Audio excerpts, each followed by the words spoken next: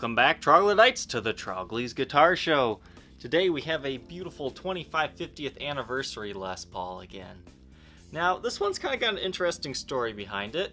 It came from a guy who kind of has a collector mindset, who purchased this one and then was ultimately unhappy with it because of some of the gold tarnishing on it. Another reason why he didn't particularly like this one is because it was neither an early one or a late one, and the top was just, average. I mean, there's nothing wrong with this guitar. It's beautiful as all get out. It's got an interesting top, but he was looking for that more traditional super flamed top. He contacted me and we worked out a trade for my more collector grade new old stock 2550. Now, the 50th anniversary Les Paul is a very special Les Paul. It's built to commemorate the 25th year of the Les Paul shape and the 50th year of Les Paul in the music business. Technically, it should be a 2650, but due to research and development issues, it came out a year late. The specs on these are a 2-piece maple top, mahogany body with a 5-piece maple neck. Now, the staining kind of makes it look mahogany, but these are maple, and you can see they usually have some decent flame to them. And it's a 5-piece neck because it's 3 parts maple and then 2 parts walnut. That's what gives it these 2 stripes that run down the neck to make it look extra fancy. Now, the claim to fame for these is they have stock brass nuts, a brass truss rod cover that reads Les Paul Anniversary.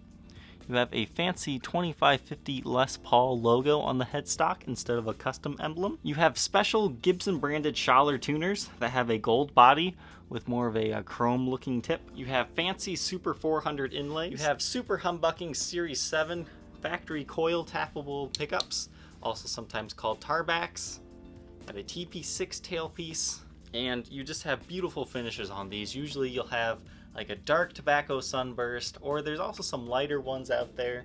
There's also natural, and then the 2 hard ones to find are wine red and black, because nobody really liked those finishes when they were new, so they kind of became collector's items nowadays and are hard to track down. So overall, these are really fancy guitars. There are around 3,411 of them made, and I do suggest you check one out. But now that we've learned a little bit about the 50th anniversary, let's hear how it sounds. Our clean tones come from a Gibson Super Gold Tone GA30 RV.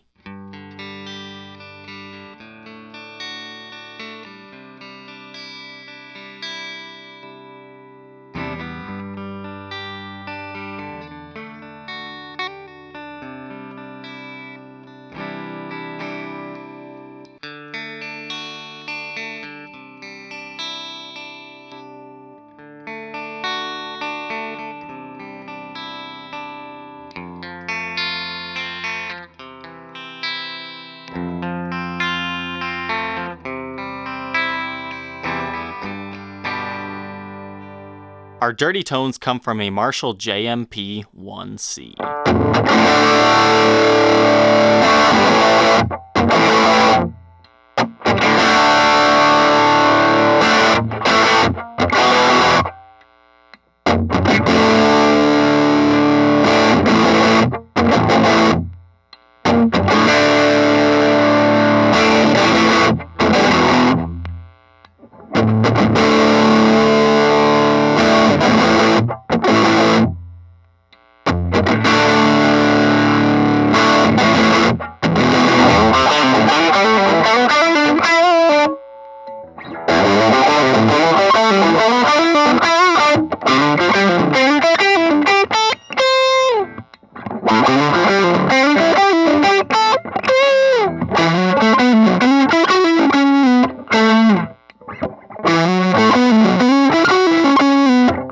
This example weighs 10 pounds, 9.8 ounces, and features a 60s neck profile. Now that we know how this one sounds, let's go ahead and take an in-depth look at this particular guitar's condition. If you're not interested in this is the rest of the video, so we'll see you on the next episode. Alright, so another 2550 Troglodytes. We've gone through quite a few of these, and they're usually all in this condition. Very good, with just a few minor nicks and dings, so let's go ahead and see if we can find them all. Now, the face of the headstock, you can see you have some light scratching here from string changes and whatnot. Once you get into the light, you can see there is more of a major scratch right there, a major minor one anyways. Once again, when you're in these bright lights here, everything shows a little bit more dramatically than it does usually, but I do want you to be aware of the condition. You can see there's a scratch there as well. So you've got some light scratches on the face of the headstock here. The truss rod cover does show some tarnishing. I've still yet to find a good way to clean these off. Now these brass nuts, all you gotta do is hit them with some steel wool and they look like new. But the truss rod covers just get scratched up if you try to do anything to them. Now the ebony fretboard's in great shape. The frets do show some wear. There's some minor divoting to it, some flattening, not quite actual divots or anything. But this one's definitely been very lightly played, as most of these have. Super 400 inlays make this fretboard look fancy.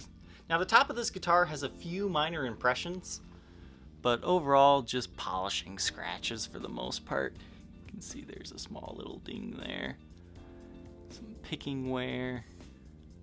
But I really do like the top on this one. It's kind of unique. You can see it moves a lot in the light. But this is an example of one that doesn't photograph well. You have to appreciate it better in person. And sometimes you want one that'll photograph really nicely so you can share it with your friends. But right there is a small collection of little dings. That's kind of where your arm would rest while you're playing it. So that's probably how that one happened. There you can see some small scratches on it. And I love this area right here. It's a bunch of tight little flame. And here you can see there's some light scratches. Between the E and A strings, you can see there's a section of the gold missing. Same thing kind of on the bridge pickup.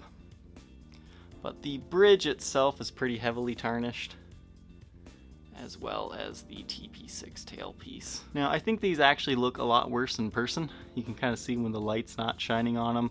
They just look a little worn, but some people actually prefer that. As I can tell you, when there's already some wear and tear to the gold, you're not as scared to play these things. Back of the headstock here, serial number is 73478032. So this does make it a first year, but very late in the year, and 32nd in production for the day.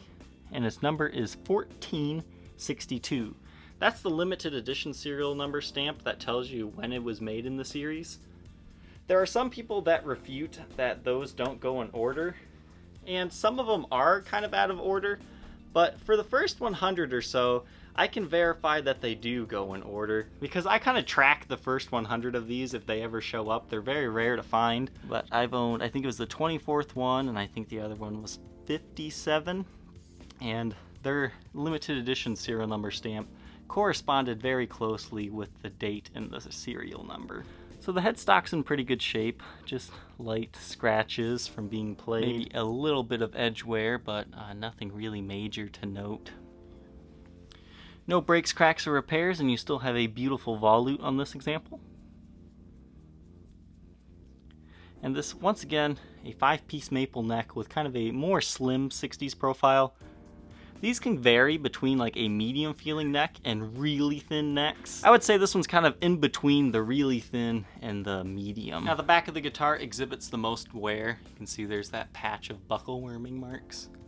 So this is definitely one for somebody that doesn't want to pay $6 grand for a complete mint condition, new old stock, low serial number one. This is one for somebody that's just always wanted one of these and wants one that they can play if they want to. So again, we'll run over it here with the light. Everything is original on this example, and just light wear and tear as you've seen, with a lot of beautiful figuring to the wood on this example. Take a look at the sides of the guitar. There are some very minor scuffs there, as you can see right there. Small little ding, and the tarnishing to the gold jack plate. And once again, some light dings around the corners here. We'll do our black light test here. You can see everything's good on the face of the headstock. Here's the body, everything's glowing the way it should. Once again, just light wear and tear to the top. But the knobs are definitely original, and there's no finished touch-ups. Back of the headstock, you're looking good here as well. You don't have any stand rash marks on this one that I'm seeing. And the top of the headstock is also looking good. There's no finish really worn off the neck or anything to speak of. It wouldn't glow if there was. And the back of the guitar, once again, it shows the buckle worming right there, but nothing that really broke the finish. Sides of the guitar, once again, you have that small ding right there, but no finish touch-ups or anything. So this one definitely passes the blacklight test. This one still retains its original Gibson Generation 2 chainsaw case, aka the best case ever made. This one's in pretty good shape, just your average storage wear for the most part. Some light scratches and some dirt. Now the handle on this one is starting to show some stress marks. That kind of happens over time. Like, this one doesn't have much padding to it. The padding really does vary example to example. Some of these are really squishy, like one of those squishy food toy things that are really popular now. And then some of these are really firm.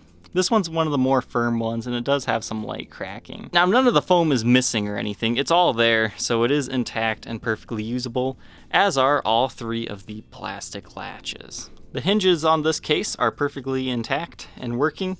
As you can see, the lid doesn't just flop over. It is holding its own weight. You have a red interior with a double neck rest, and these really are nice padded cases. One of my favorite cases that were ever made. If you think you might be interested in buying 1462, feel free to contact me on my Facebook page, facebook.com/Troglys, Troglys. Thank you for watching today, Troglodytes. Don't forget to like, comment, and subscribe, and we'll see you tomorrow on the next episode. Take care.